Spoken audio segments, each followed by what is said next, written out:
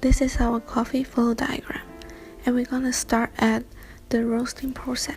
First, weigh 125 grams Guatemala green coffee beans and put beans into Naso roaster.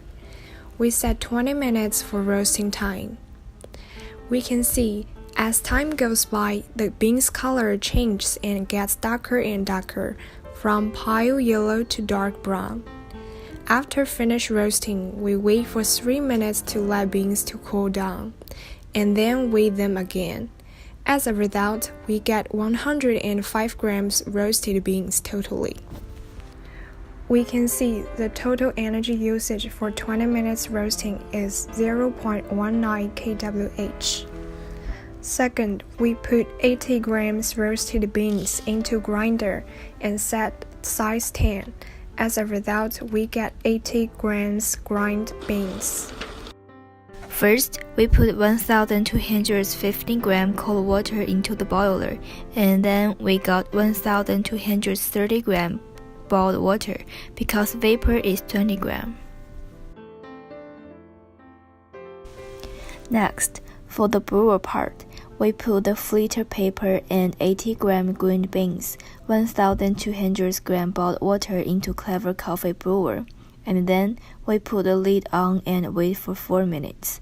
Finally, we got 878 grams brew coffee because the white span grounds is 402 grams.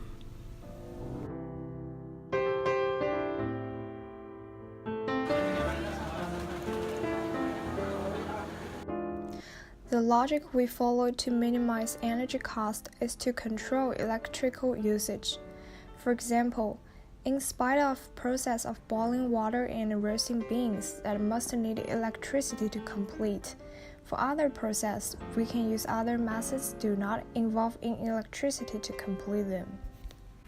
In one of our final desired brew, we can test that our TDS is 1.37%, and after calculation, we can find out the PE is 19.18. When we smell the coffee, we can feel a little bit nut-like smelling. When we taste it, we can feel a little bit sweet, and it's really delicious. In the future, we can change our absorb ratio to improve our coffee taste, and also to minimize the energy usage.